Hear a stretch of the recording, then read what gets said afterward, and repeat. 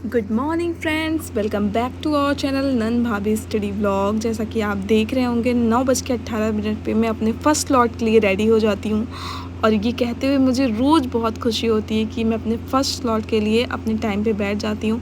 और जिस दिन मेरा फ़र्स्ट स्लॉट 3 घंटा, जो कि आपको पता होगा, कंप्लीट होता है, तो वो एक अलग ही हैप्पीनेस रहती है। दिमाग भी खुश रहता है, मन भी खुश रहता है, मतलब एक टोटली हैप्पी पीपल निकल के आता है अंदर से जब हम अपना टारगेट कंप्लीट कर लेते हैं। तो आज की सुबह भी मेरी 6 बजे हुई थी और हमने इतना सारा काम किया, जैसा कि रोज़ की दिनचर्या जो भी चीज़ भी होती है, सबके घर में होती है। खाना बनाना, नाश्ता बनाना, चाय बनाना, सब चाय पीते होंगे, तो हम लोगों ने भी चाय पिया और नाश्ता बनाया था मैंने। फिर नाश्ता करके ही मैं पढ़ाई के लिए अपने बैठ जाती हूँ। खाना अभी नहीं बना था, सोचा कि मैं जब अपना 3 घंटे का स्लॉट कंप्लीट कर लूँगी तो खाना बना लूँगी। और क्योंकि आपको पता है दीदी भी नहीं है और बाबू भी नहीं है, तो फिर बाबू का स्कूल भी बंद है इस समय, तो इसलिए मैंने सोचा कि दोपहर में ही बना लूँगी। और आज मैं बस यही कहना चाहती हूँ, आज का थॉट ये है, अगर सूरज की तरह जलना है तो रोज़ उगना पड़ेगा। अगर सूरज की तरह जलना है तो रोज़ उगना पड़ेगा। तो उगने से इन द सेंस ये है कि उगना, अगर आप एक स्टूडेंट हैं, आपको एक जॉब की नीड है, तो उगना के आपको रोज़ पढ़ाई करनी पड़ेगी। चाहे 1 ही घंटा पढ़िए, 2 घंटे पढ़िए, आप 12 घंटे नहीं पढ़ पा रहे हैं, पर आपको रोज़ एक कंटिन्यूटी में पढ़ना पड़ेगा। तो आज मैं बस यही कहना चाहती हूँ कि पढ़ाई कैसे करें। पढ़ाई 2 टाइप से आप कर सकते हैं। जैसा कि एक एक्टिव वॉइस, आपने अगर इंग्लिश ग्रामर पढ़ा होगा तो उसमें वॉइस होता है, वॉइस एक टॉपिक है, उसमें एक्टिव वॉइस होता है और ये पैसिव वॉइस होता है। तो ये आप देख रहे हैं मेरा 150 का टाइमर हो गया था और मैंने कॉफ़ी का ब्रेक लिया था, क्योंकि बीच बीच में कुछ ना कुछ चाहिए होता है, और वो मैं आगे वीडियो में आपको बताऊंगी। तो हम कहाँ थे, वॉइस पे। तो एक एक्टिव वॉइस होता है और पैसिव वॉइस होता है। तो सेम पढ़ाई में भी ऐसे होता है। Active voice means deep study and passive voice means ऊपर ऊपर से पढ़ना। तो जब भी आप देखिए, हमारा माइंड है वो हमेशा एक जैसा नहीं रहता। कभी हमें पढ़ने का बहुत ज़्यादा मन करता है और कभी कभी हमारा मन नहीं करता। तो मैं ये नहीं कहती हूँ कि जब आपका मन ना करे तो आप पढ़ाई ना करें, तभी बैठ के पढ़ते रहें। 6 घंटे का टारगेट ले लें और टाइमर फिक्स कर दें तब भी पढ़ें, क्योंकि उस टाइम अगर आप पढ़ेंगे तो आपके दिमाग में कुछ भी नहीं घुसने वाला है। आप फिर बुक लेके बैठे रहिए, वो सब वेस्ट ऑफ टाइम है। तो जब आपका मूड फ्रेश है और आप एकदम रेडी हैं पढ़ने के लिए, तब आप एक्टिव स्टडी कीजिए, means deep study, point two point पढ़िए। लेकिन जब आप बोर हो रहे हो तो आप पैसिव स्टडी की तरफ चले जाइए, मीन्स आपने जो नोट्स बनाए हैं उसको रिवाइज़ कर लीजिए या कुछ इंटरेस्टिंग सा पढ़ लीजिए। और अपने दिमाग को हमेशा ये कहिए कि बस 10 मिनट पढ़ लेता हूँ। 10 मिनट जब आप पढ़ेंगे ना और आपको वो टॉपिक इंटरेस्टिंग लगने लगेगा, तो 10 मिनट कब 50 मिनट भी हो जाएंगे वो पता नहीं चलेगा। तो अगर जिन हाउसवाइफ या जिनके साथ ऐसा होता होगा, जिन भी गर्ल के साथ या बॉय के साथ, किसी के साथ भी हो सकता है, क्योंकि सबका माइंड एक जैसा ही होता है, हमेशा हम एक फेज़ में नहीं रह सकते हैं, तो वो इस टाइप की पढ़ाई कर सकते हैं। और बस मैं इतना कहना चाहती हूँ कि पहले अपना, जिन भी हाउसवाइफ या गर्ल का, पहले अपना सिलेबस देखें। और बहुत लोग ये कहते हैं कि पढ़ा हुआ याद नहीं रहता, पढ़े हुए को कैसे याद रखें। तो सबसे पहले अपने टॉपिक को डिवाइड, सिलेबस पढ़ें। आप जिस भी स्पेसिफिक एग्ज़ाम की प्रिपरेशन कर रहे हैं, किसी टीचिंग एग्ज़ाम की प्रिपरेशन कर रहे हैं, तो सबसे पहले आपको उसका सिलेबस देखना चाहिए कि उसमें क्या आ रहा है, कितने मार्क्स का आ रहा है, कौन सा पोर्शन ज़्यादा वेटेज का है। मीन्स जो ज़्यादा वेटेज दे रहा है आपको उधर ज़्यादा फोकस करना पड़ेगा, तभी आप मार्क्स गेन कर सकते हैं। तो अपने टॉपिक को डिवाइड कर लीजिए। जो टॉपिक आपको बहुत अच्छी तरीके से आते हैं उसको इजी में रख दीजिए, और जो कम आते हैं उसको मीडियम में, और जो आपके टच से बाहर है, मीन्स आप उस टॉपिक को पहली बार सुन रहे हैं, और या फिर आपको उस टॉपिक को पढ़ा नहीं है, आपने सुना तो है पर पढ़ा नहीं है, इग्नोर किया है, तो आप उसको हार्ड की कैटेगरी में कर सकते हैं।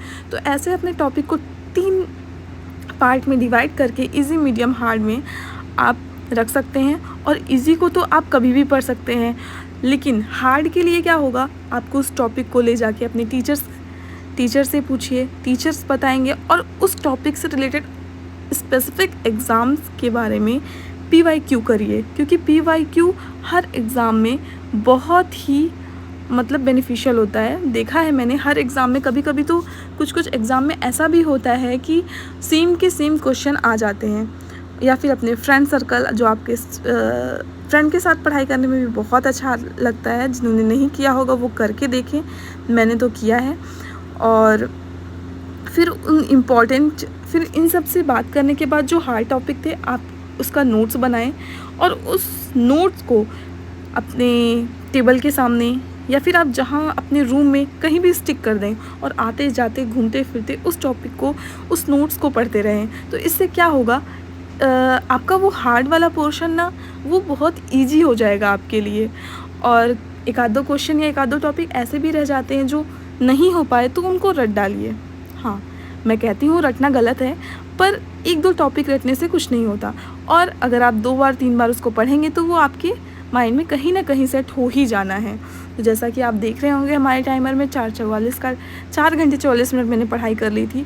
और मैं इस टाइम ज्योग्राफी पढ़ रही थी और मैं अपने नोट्स भी बना रही थी साथ साथ में, तो आपको देख रहा होगा।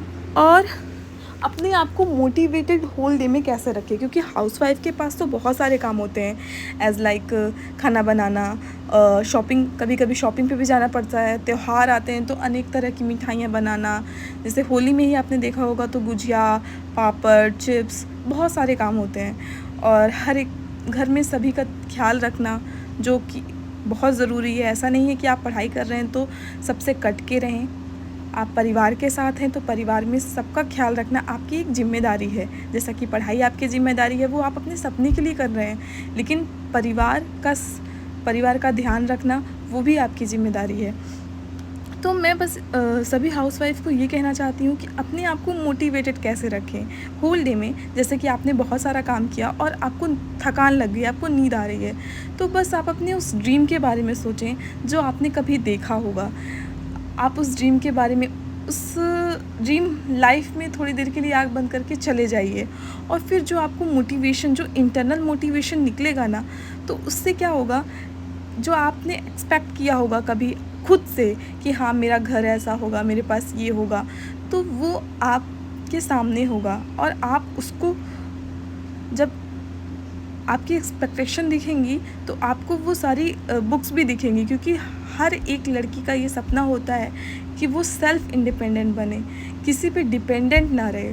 तो ये क्या कैसे होगा, ये पढ़ाई से होगा। और हमारी सोसाइटी, इवन हम लोग को भी ऐसा ही है कि हमें गवर्नमेंट जॉब की नीड बहुत ज़्यादा है, क्योंकि आई नो प्राइवेट जॉब में पैसा ज़्यादा है पर सिक्योरिटी नहीं है। और गवर्नमेंट जॉब में एक प्रॉपर टाइमिंग है, एक सिक्योरिटी है, और हम सभी उसी की प्रिपरेशन में लगे हैं। कंपटीशन बहुत ही ज़्यादा है, जैसा कि आप कोई भी एग्ज़ाम देते होंगे तो आपको पता होगा। और मैं सभी से यही कहना चाहती हूँ कि पढ़ते रहें। BPSC TRE का जो एग्ज़ाम कैंसिल हो गया था, वो उसकी भी एग्ज़ाम डेट आ गई है। तो जिनका भी एग्ज़ाम है वो अपनी मेहनत को दुगनी और तिगुनी कर दें, अपनी जी जान लगा दें और इसी के साथ अपनी पढ़ाई करते रहें। आई होप आपको हमारे वीडियोस अच्छे लग रहे हों। वीडियो अच्छे लगे तो लाइक करिए, चैनल को सब्सक्राइब करिए, और अगर कोई क्वेरी हो या फिर कोई सजेशन हो तो आप हमें कमेंट सेक्शन में कमेंट कर सकते हैं, जो कि हम देखेंगे और हम उसका रिप्लाई करने की भी कोशिश करेंगे। और आपको हमारा स्टडी ब्लॉग कैसा लग रहा है डेली का, आप हमें बताएं। Thank you. जैसा कि आपने देखा कि 7 घंटे 25 मिनट की हमारी स्टडी कंप्लीट होती है और ऐसे ही मेरा दिन बीतता है। Thank you. Bye bye.